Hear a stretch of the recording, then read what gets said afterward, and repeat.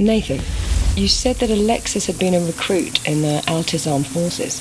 Yeah, that's right. So, his decision to leave the army, to join the guerrillas, do you know how that came about? It's funny, I asked Marcos the same thing once. He just looked at me and shrugged. Later on, I heard their father had been killed in the Civil War, but I don't know. Whatever his reasons, Marcos seemed to have made peace with the fact he wouldn't change his brother's mind.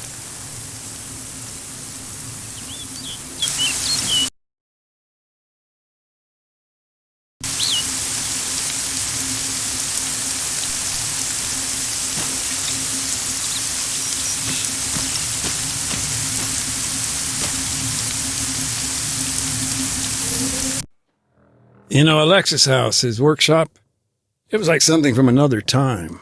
I'm not quite sure I follow. Pounding of a hammer, back and forth of a wood saw, I don't know. Things felt simpler back then, is all. Far cry from what was to come.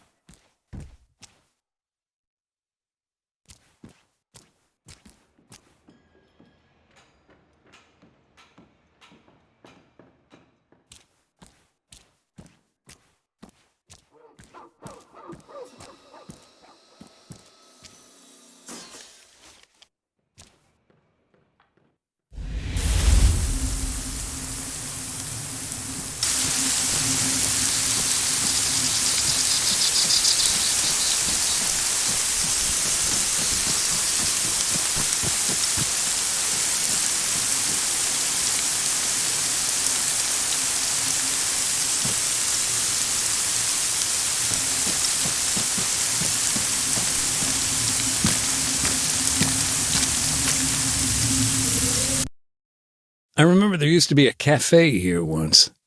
Local place. Actually, that's an understatement. I must have picked up more local curse words there than the entire rest of my time out here put together. It sounds like quite an institution. Did it shut down when the fighting started? Eventually.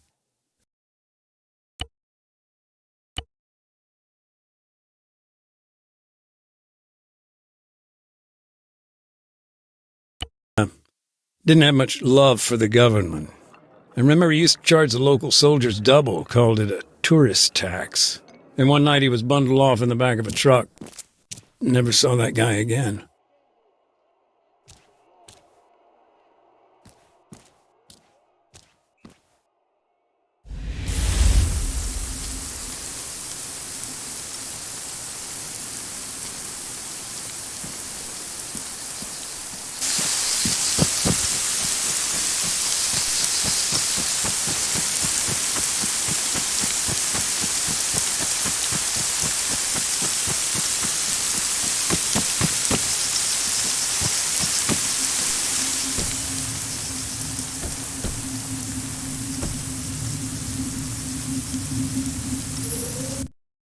The local priest here, Father Georgiopoulos, he was moving to an Orthodox mission in the Pacific, one of the Horizon Islands. Did he ever make it? Yeah, eventually. Tough guy, though. Decided to stay till all the fighting had ended. Said it was his place. Disaster, though, seemed to follow him everywhere. The tsunami? Right. Last I heard, he's been helping out with relief efforts.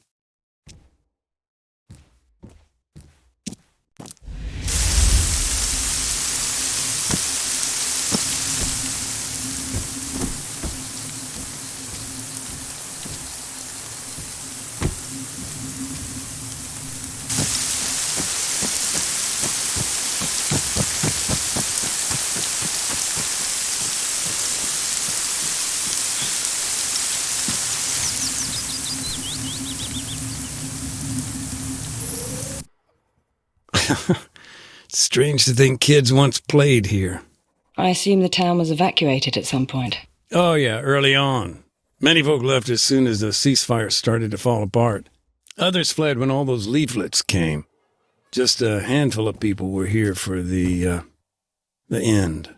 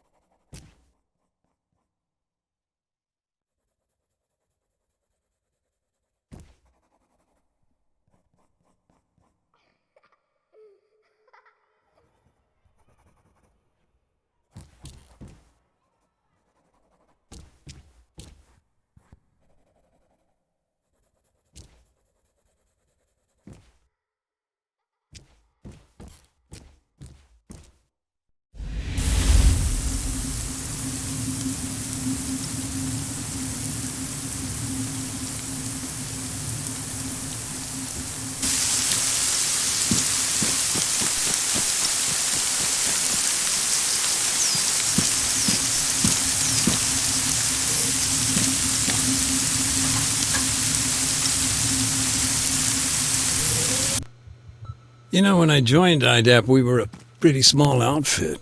And how many countries is IDAP active in today? Now, we're pretty widespread, 50 in the global south alone. CCB, DRR, you name it, we provide aid and development for more than 60 million each year. If you don't mind me saying, Nathan, you sound... I don't know exactly. Look, it's great we can help so many now. Just back in the day, it wasn't so much politics, you know?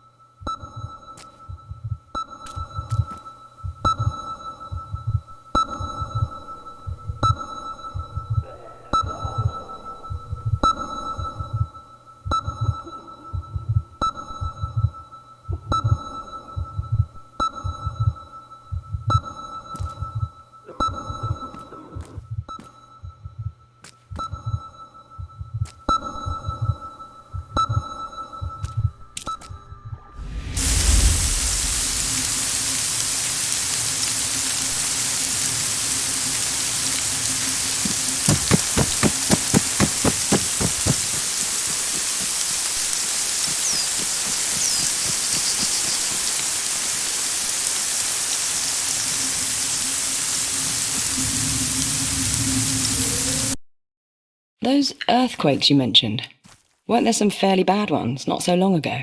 Nothing too major. The worst came during NATO's invasion, actually. Solid 4s and 5s on the Richter scale. The soil out here is pretty loose, though. Folks were worried about gas lines getting damaged. Turns out they were right to be.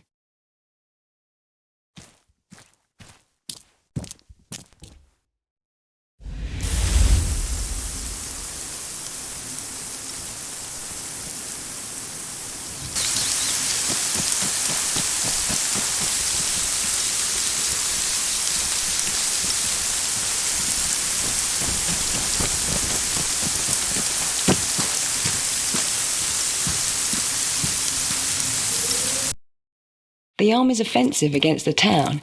It seems like, well, a disaster, to be honest. Yeah, they never imagined the guerrillas would put up a fight, that's for sure. The mines on the road caught them off guard, immobilized their armor. They took heavy casualties from mortar and MG emplacements, too. Some even blamed the Army command, said they gifted the enemy time to organize. The leaflets. Right. It was a tough call. Complying with the laws of war, it's got a price.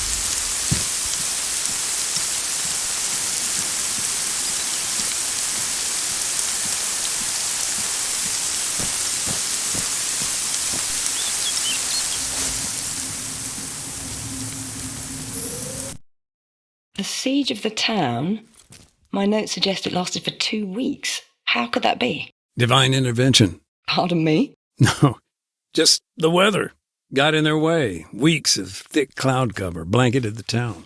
I'm still not sure I follow. It prevented the Army from calling in Cass. Soon as that cleared, though, well, you know about the cluster strike.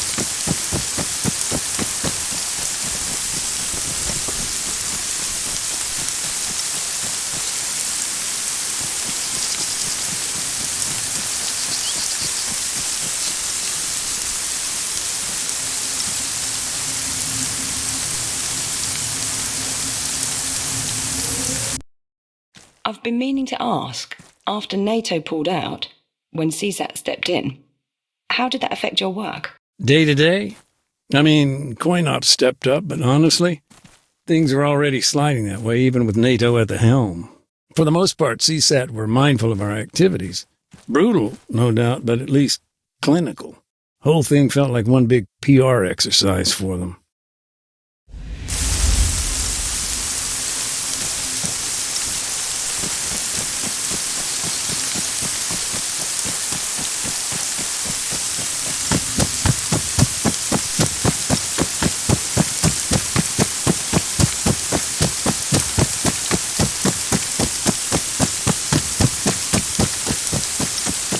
NATO's been busy. Even managed to clear out a few mines.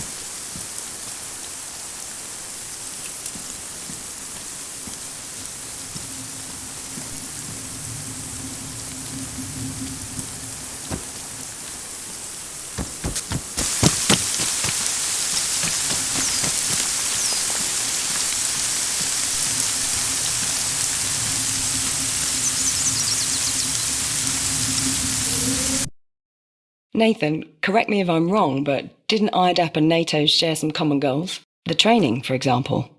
The laws of armed conflict? Sorta. It's a tough one, actually. It was important we didn't overstep the mark. You had to be impartial. Precisely. In a conflict, we have to remain neutral, a partner to all parties, even those that personally we may object to.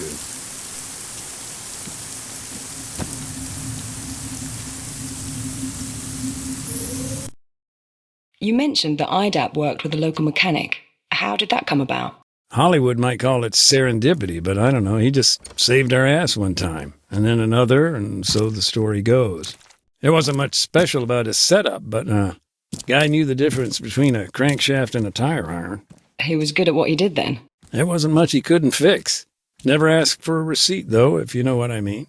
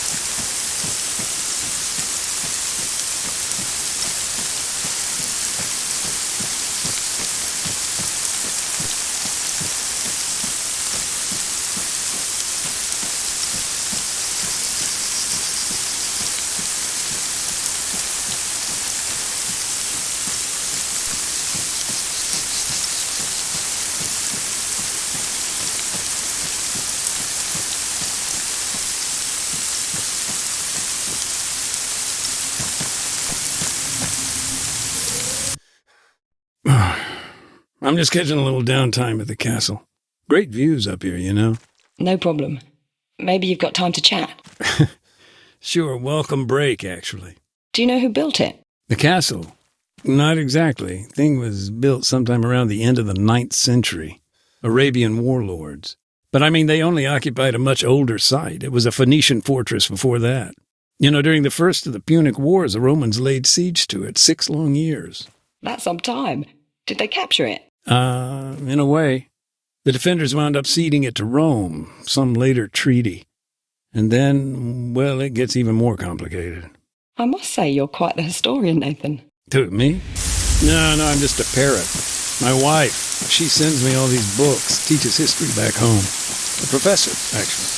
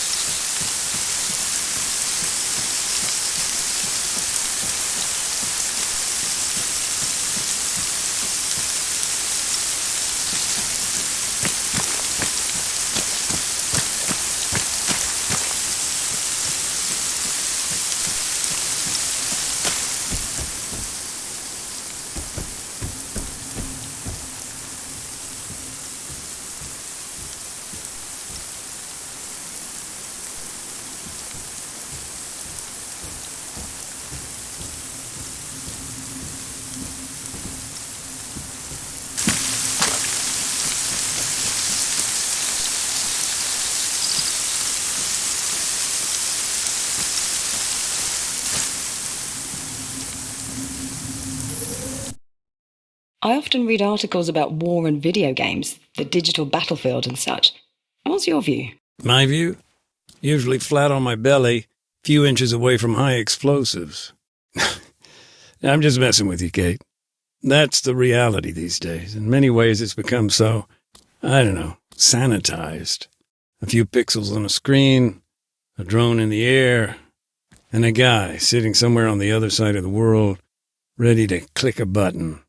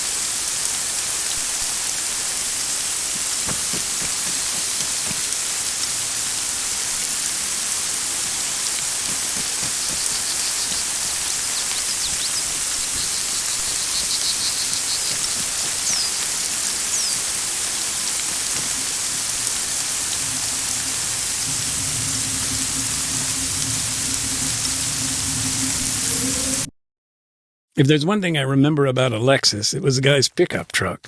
Thing made a hell of a racket. And his brother, wasn't he a mechanic? Why wouldn't he fix it? Oh, believe me, he tried. But that was a Lexus. Stubborn as a mule.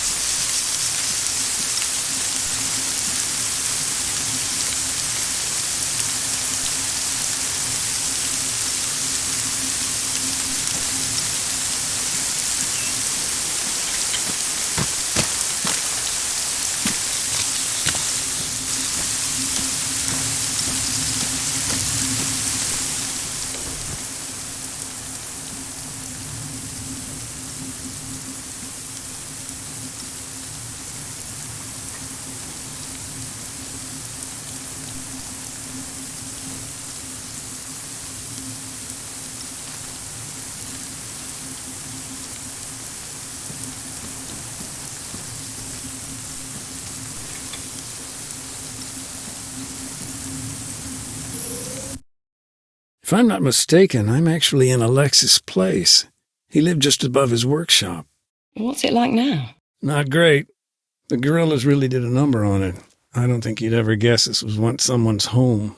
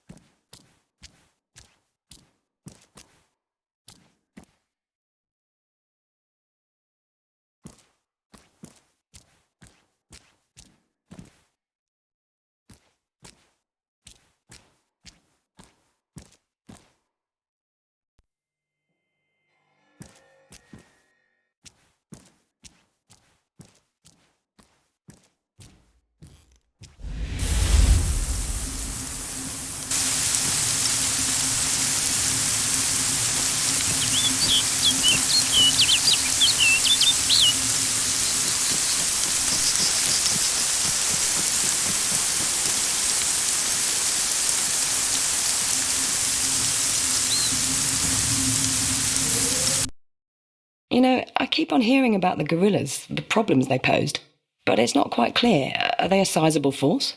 Nobody knows. And to be honest, I don't think they do either.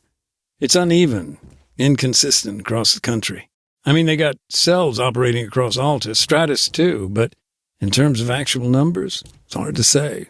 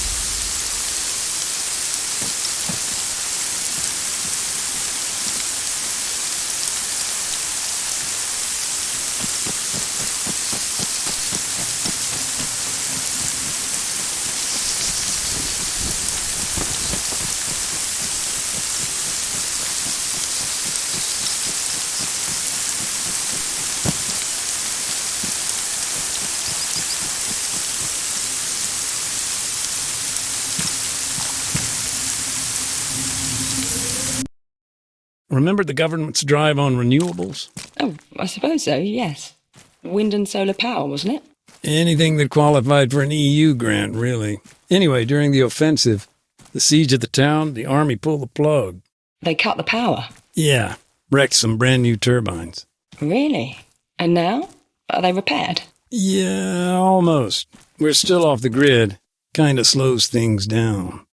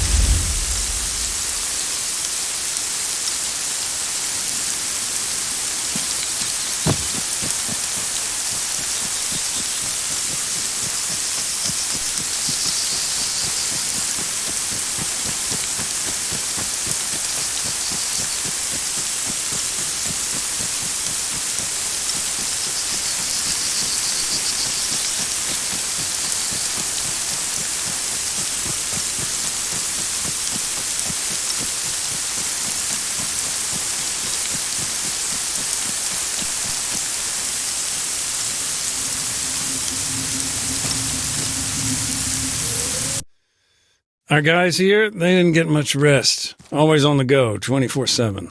Sounds like quite a logistics operation. Sure, but it was about medical aid, too. Our doctor, he bore the brunt of it. How so? Our ambulance. Only a handful of IDAP camps had one. Poor guy had to cover a lot of ground.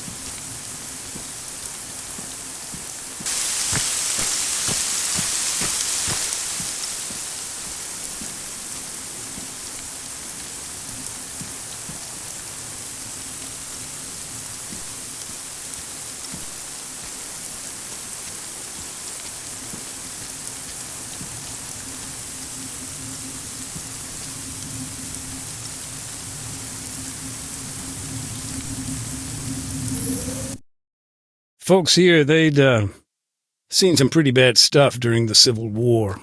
People lost loved ones. It was like a black cloud hanging over everyone. Being in this place back then, you just knew things weren't going to end well.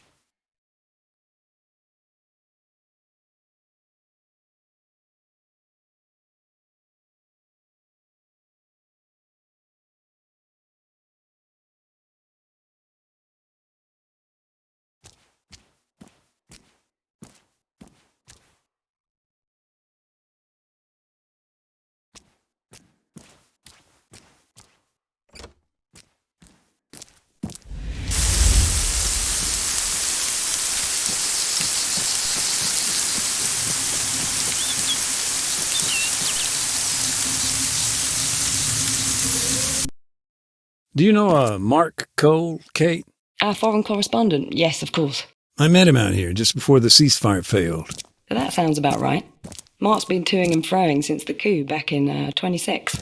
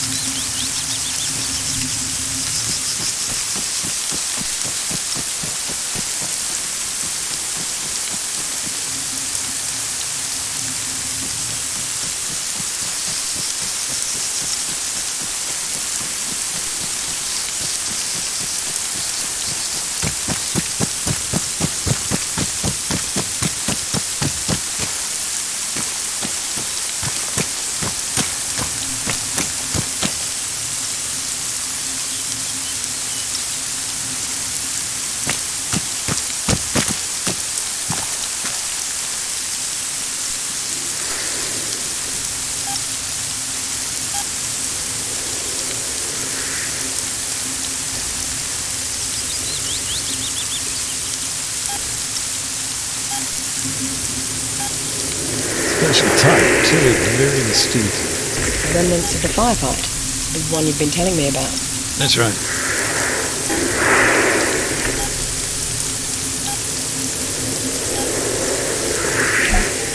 And Alexis. He'd been there. Yeah. As a matter of fact, I just met a guy claiming to have known him.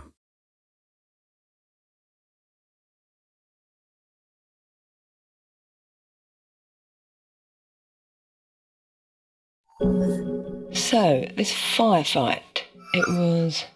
Just let me check the calendar. 8 days ago? Yeah. Day of the NATO invasion. After the flashpoint on Stratus, there was chaos. Nobody seemed to know what to do. Finally, NATO got their act together, launched an assault on the Altus mainland. And CSAT? Caught off guard by the whole thing. They were there to fight guerrillas, not start World War III. So when CSAT dropped their support, government forces panicked. They were on the back foot, needed to regroup. Major Gavras was put in charge, but it was a tall order. Gavras tried to fortify their position in the northwest, but it was a risk, and he ended up cut off. The guerrillas, they didn't hesitate, stormed its position, sent the survivors running. Okay, and if you don't mind me asking, how did you come to hear this? Dimitiru, hold fire. Move 100 Costas meters Dimitriu, front. a lieutenant, and the major's adjutant. Along with Gavras, the two of them were trying to make it to a helipad.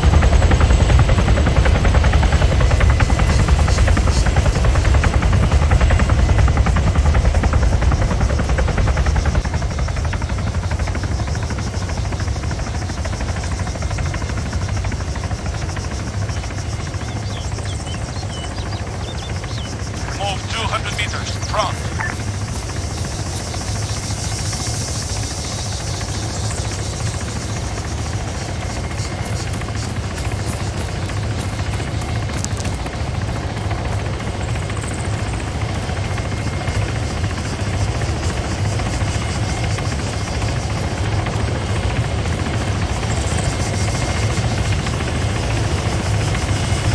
You say they were trying to make it. NATO took it out. How?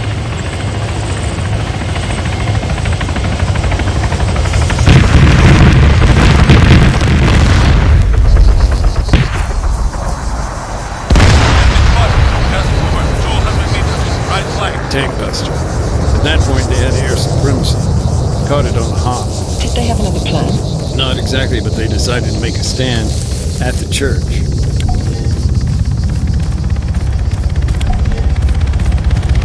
Move 200 meters. Front. And the Major, what sort of a man was he? Was he respected? Yeah, I mean, his reputation wasn't bloodied in the Civil War. Gavris was his own man, knew when to follow orders and when to adapt them. Not the type to violate Loak, then. Well, that's a gray area.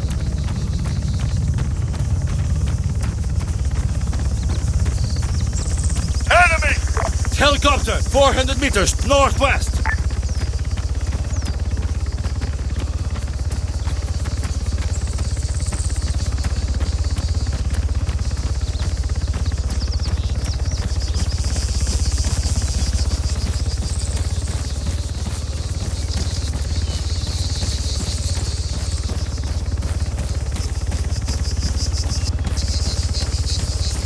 In the course of the firefight, the Major used a mine dispenser.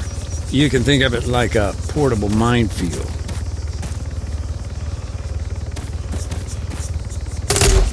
This thing throws 14 mines as much as 50 feet, spread out across a wide arc of fire in front of it. And they're designed to maim rather than kill. Yeah, but don't get me wrong. They can still be lethal.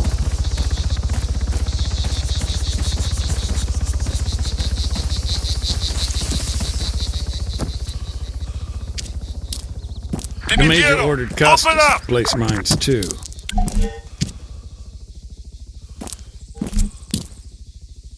There was only one way into the church, so placing mines around the entrance, that would have been a pretty decent play.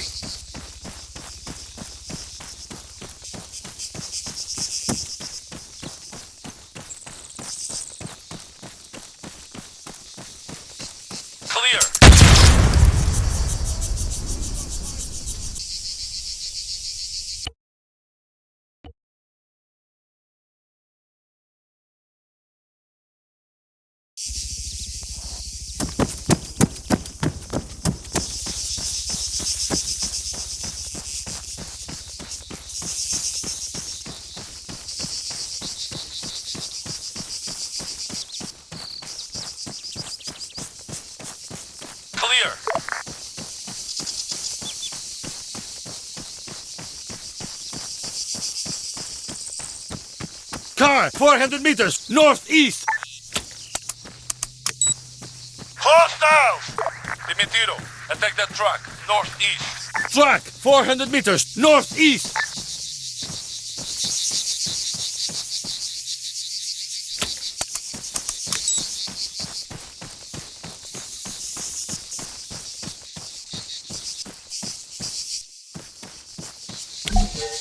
They scattered the mines and sat tight, waiting for the enemy. Facing those kind of odds, it was the only thing they could do.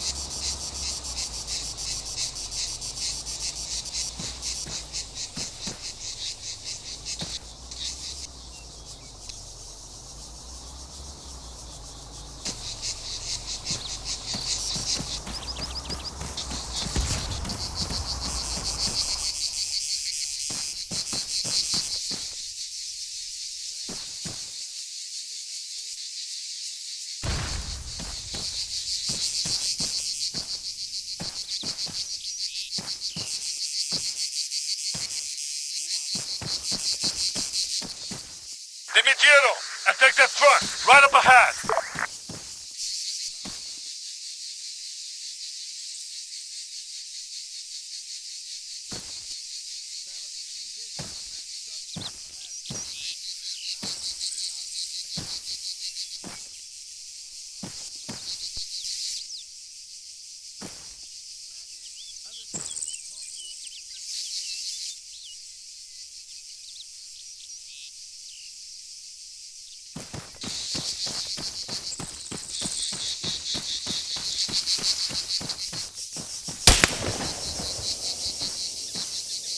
Man, 75 meters, front! Contact rifleman! Contact machine gunner!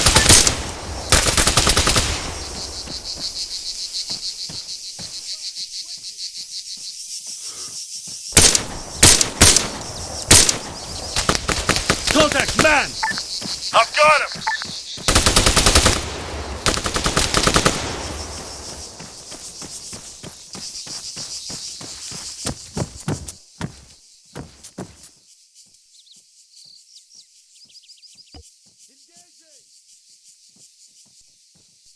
Reloading!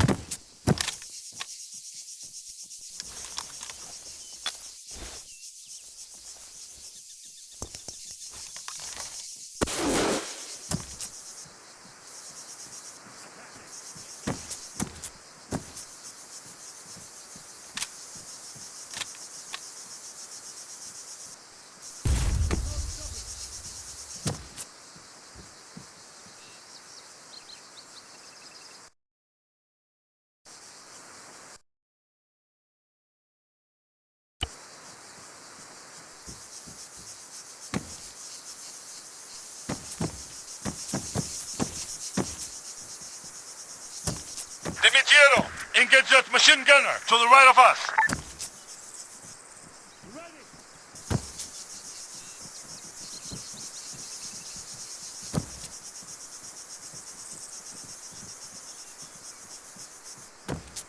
Soldier, 75 meters right.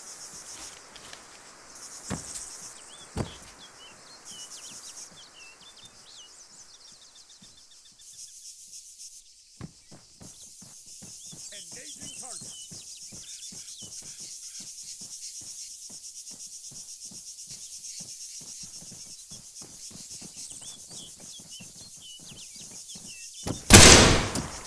Target neutralized. Contact, officer.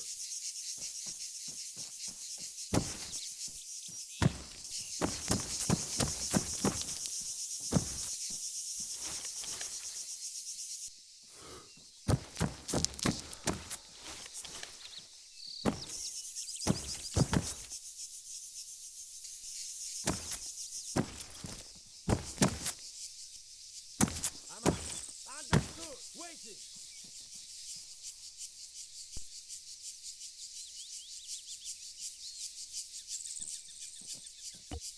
Running low on ammo. Dimitiero, rearm.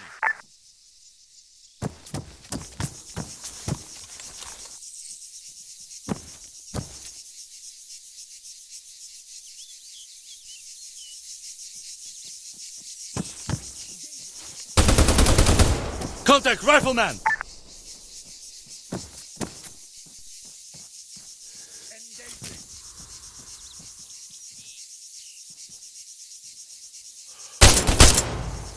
Contact man. Hostile down. Cover me, reloading. Out of ammo. Dimitiero, rearm.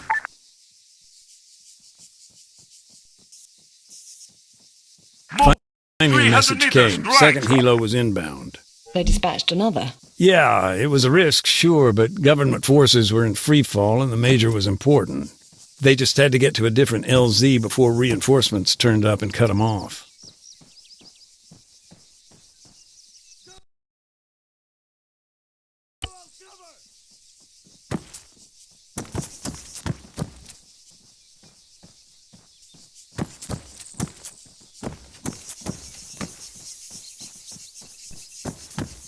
Contact medic. Engage that man.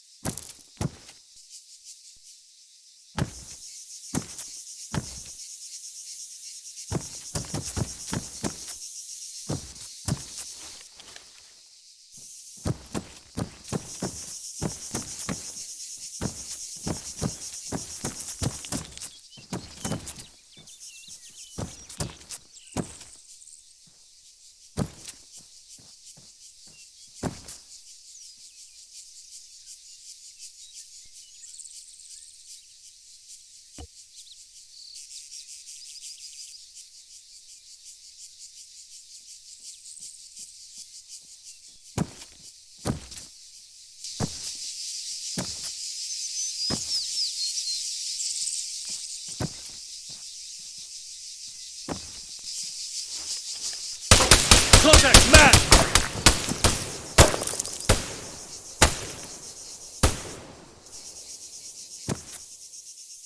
Engaging target. I need ammo. Understood. Ready.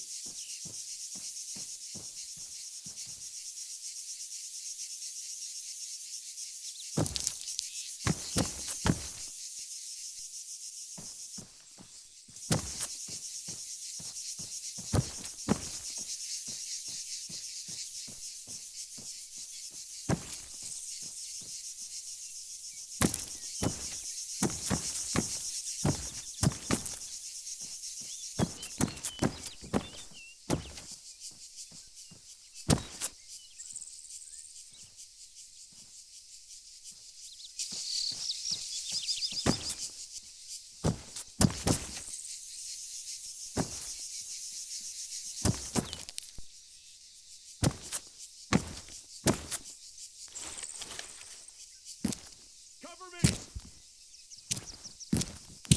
I see an explosive. Engaging.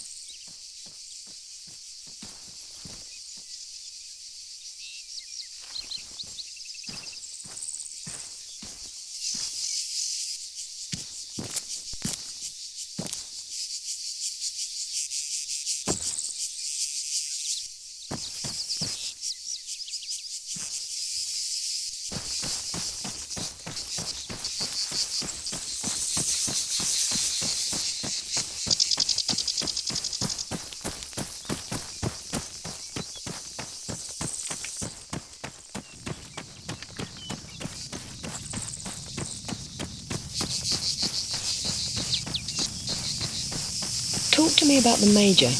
What happened when he returned? Did he survive the war? Yeah, he did. He's pretty much the reason NATO's invasion lasted 3 days instead of 1. You heard about the fierce fighting at Kalikori, right? Yes, a colleague of mine covered that, actually. Well, that was Gavras. He held the line till the government capitulated. And now, actually, he's involved in the peace process. Spotted a mine.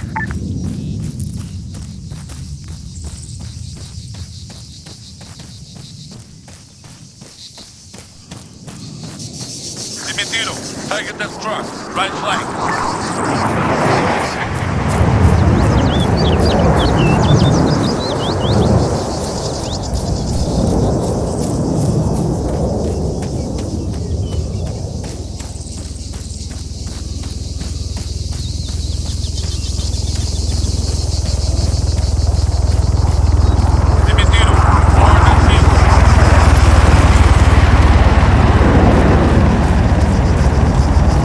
Parachutes, 200 meters, front.